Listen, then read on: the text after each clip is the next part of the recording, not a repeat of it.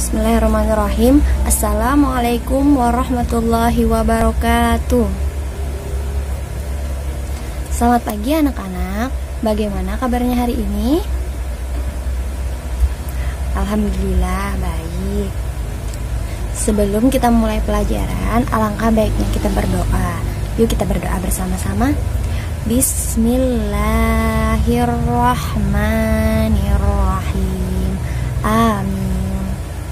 Ibu absen dulu. Fatimah, Hadijah, Hairunisa, Santi Maulida. Alhamdulillah hadir semua. Ibu mau tanya dulu, ada yang ingat pelajaran yang sudah kita pelajari hari ini kemarin? Ayo, di mata pelajaran Al-Quran Hadis.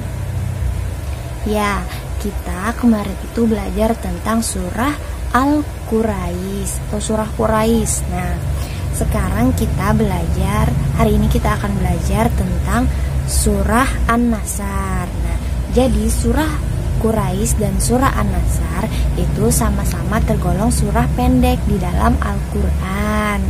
Surah An-Nasr ini sangat bermanfaat bagi kita untuk mempelajarinya.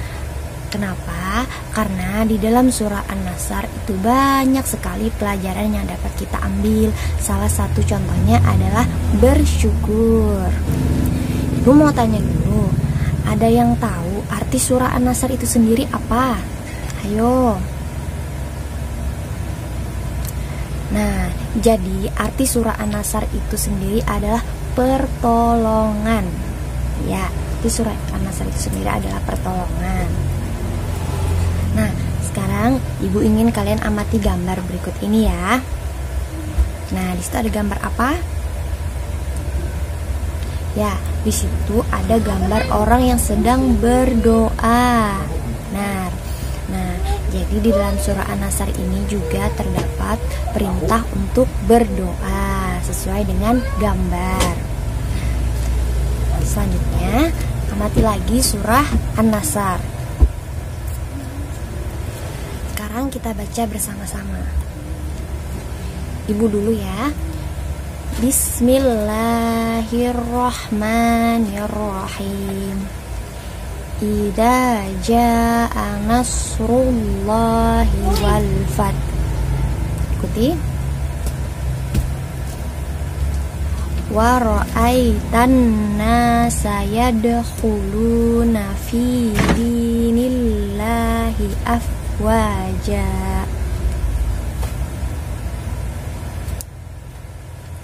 Fasabbih bihamdi rabbika wastaghfir.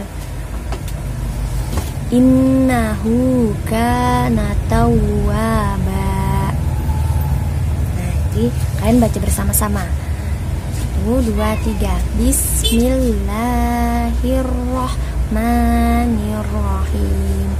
Idza jaa nasrullahi wal fath wa ra'aitan nasa yadkhuluna fi dinillahi afwaja. Fasabbih bihamdi rabbika wastaghfir. Innahu kana tawwaba. Shadaqallahul azim. Ya. Nah, di sini ada tulislah kembali surah An-Nasr pada kolom yang tersedia dengan meniru lafal di sebelahnya. Jadi kalian tulis ya di bukunya.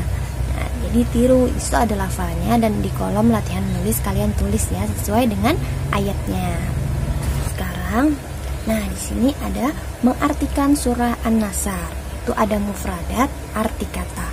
Ayo lafalkan mufradat di bawah ini dengan baik. Ikutilah contoh pelafalan gurumu. Nah, sekarang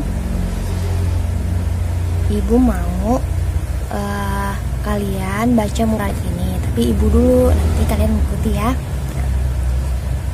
Idza, apabila. Jaa, datang. nasrullah, pertolongan Allah, wal fath, dan kemenangan, ra'aita, engkau melihat, annasa, manusia, yadkhuluna, mereka masuk, dini, agama, afwaja, berbondong-bondong, fasabbih, maka bertasbihlah, rabbika, Tuhanmu, wastaghfir, dan mohonlah ampun kepadanya, innahu, sesungguhnya dia Allah, kana tawwaba, adalah maha penerima taubat. Nah, sekarang ibu minta coba Fatimah bacakan mulai dari ija sampai wal fath. Baca ya, terus. Nah, sekarang coba sambung Hadijah mulai ra'aita ya, stop sampai yadkhuluna ya. Coba sambung lagi Khairunisa mulai dini sampai Rabbika ya. Terakhir coba Santi Maulida. Alhamdulillah semuanya bagus ya. Nah, sekarang ibu mau kalian tulis di buku kalian masing-masing arti dari surah An-Nasr ini, tapi per ayat ya. Nah, misalnya ayat 1 artinya apa, ayat 2 artinya apa, dan ayat 3 artinya apa. Jadi seperti itu. Ibu ingin kalian menulisnya di buku tulis masing-masing ya. Kalau sudah, nah sekarang kita memahami isi kandungan surah An-Nasr. Nah, sekarang ibu bacakan sedikit.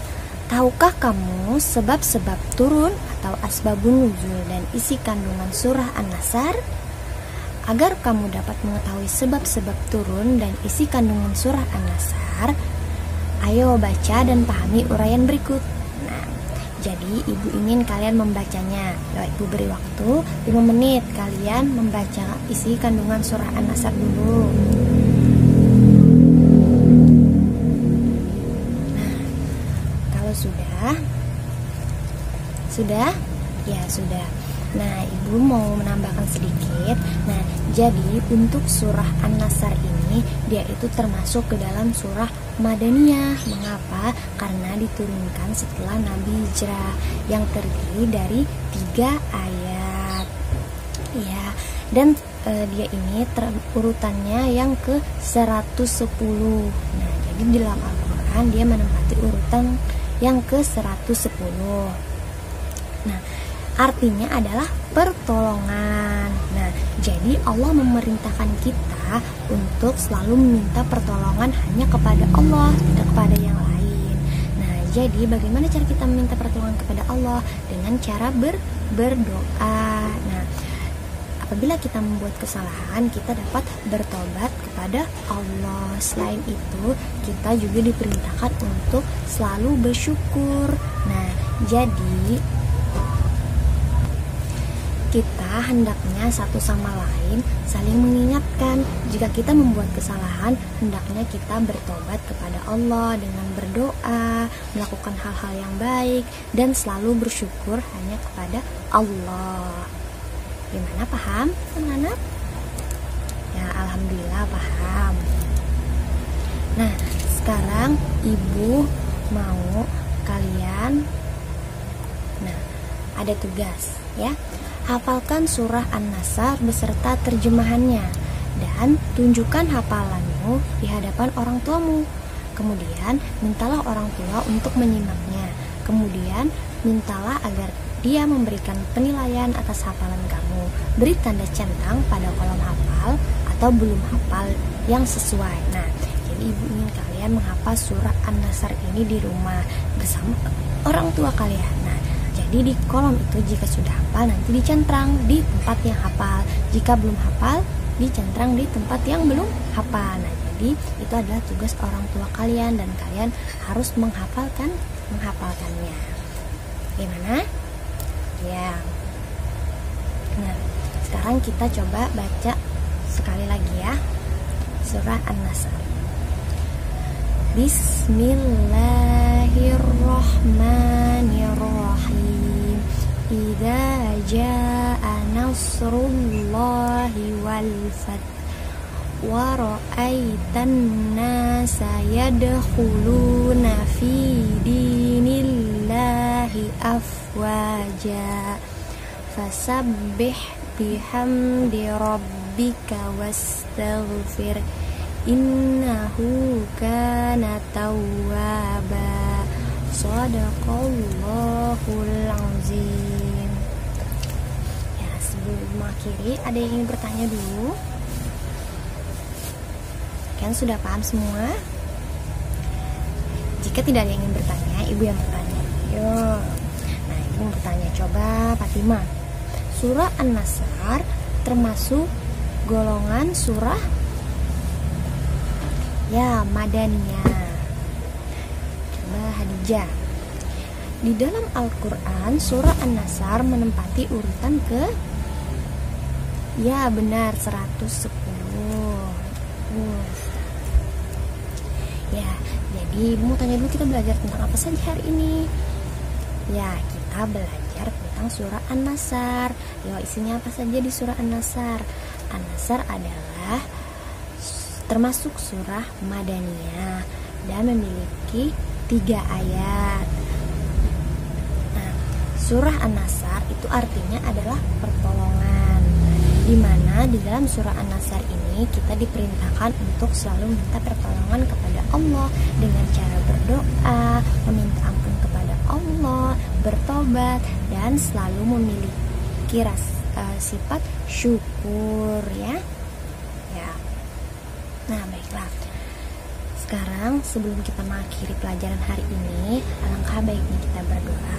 Yuk kita berdoa bersama-sama. Bismillahirrahmanirrahim. Amin.